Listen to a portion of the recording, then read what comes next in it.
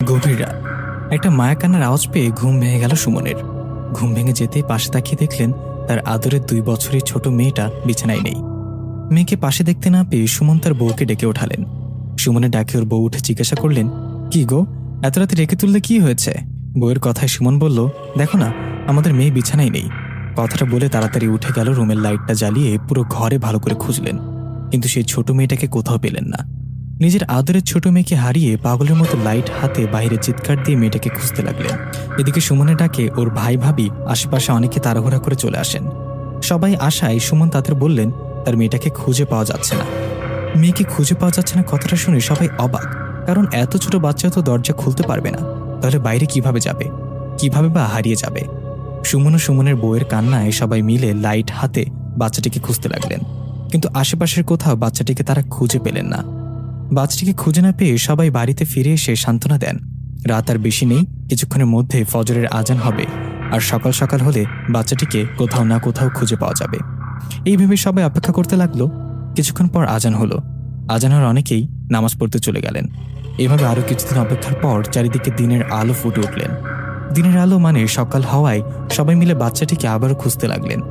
আশেপাশের বাড়ি, খাটের নিচে, ঝোপঝাড় সবখানে খুঁজেও সে বাচ্চাটিকে আর পাওয়া গেল না। এত ছোট বাচ্চা কোথায় যাবে? থাকলে তো বাড়িতেই থাকবে। তবুও মা বাবার মন কোনোভাবেই মানছে না।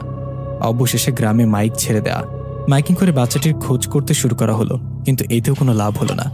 এভাবে কেটে গেল একটা দিন। একদিন পর কেউ কেউ বলতে লাগলো, তোমার কোনো কবিরাজের কাছে যাও। কথার কথা, কবিরাজ যদি কিছু জানতে পারে তাহলে তো ভালো। নিজের ছোট বাচ্চাকে হারিয়ে সুমন পাগলের মতো হয়ে গেছে, যে যা বলছে তাই করছে। লোকেদের কথা শুনে সুমন একজন কবিরাজের কাছে যান, তার সাথে দেখা করেন, কিন্তু কবিরাজ এই ব্যাপারে তেমন কিছু বলতে পারেন না। কবিরাজ কিছু বলতে না পারায় সুমন ফিরে আসে বাড়িতে। এদিকে সুমনের মেয়ে হারিয়েছে, তাই অনেক আত্মীয় স্বজনরা আসছে বাড়িতে। এভাবে 1 দিন, 2 দিন, 3 দিন চলে যায়। 3 দিন পর সুমন সেই ছোট মেয়েটার খোঁজ মেলে, কিন্তু জীবিত না, মৃত। 3 দিন পর সুমনের মেয়ের লাশ ভেসে ওঠে তাদের বাড়ির পাশের পুকুরে। নিজের মেয়ের লাশ ভেসে ওঠায় সুমনের বউ উনি তো বেহুশ হয়ে যান। সুমন অনেক ভেঙে পড়ে।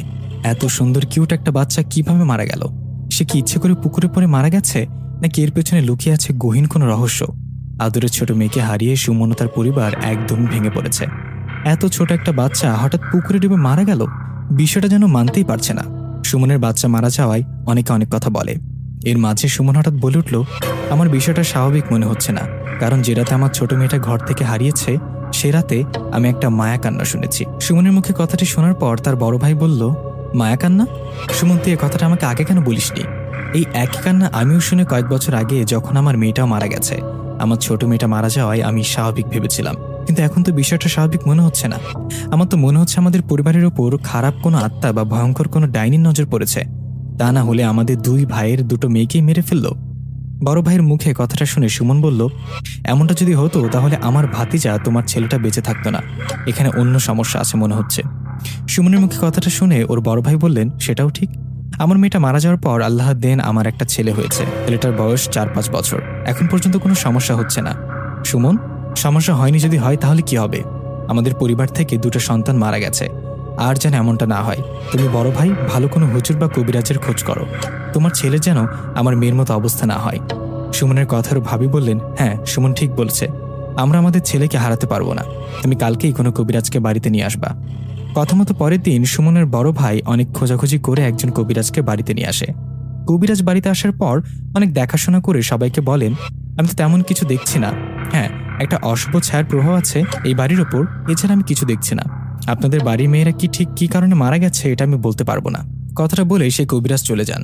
এই ঘটনার পর সুমন ও তার পরিবারের সাথে শুরু হয় অন্য রকম এক ঘটনা। রাত হলে সবাই একটা কান্নার আওয়াজ পেত। মনে হচ্ছে কেউ মায়া কান্না করছে। কান্নার আওয়াজ শুনে মনে তো ঘরের পেছনে কেউ কান্না করছে। কান্নার আওয়াজ শুনে লাইট হাতে বাইরে বের হলে আর কিছুই শোনা যেত না। এরকম ভয়ের মাঝে চলতে থাকে দিন। একদিন রাতে সুমন সেই কান্নার আওয়াজ পেয়ে চিন্তা করেন, আজ যা হবার হবে, আমি দেখব কান্নাটা কে করে। কথাটা বলে সুমন খুব সাবধানের সাথে দরজা খুলে সে সরাসরি কান্নার আওয়াজের দিকে না গিয়ে অন্যদিকে ঘুরে গাছের আড়াল হতে একটু দূর থেকে চাঁদের আলোতে দেখেন সুমনের ঘরের পেছনে একটা নারী অবয়ব বসে আছে।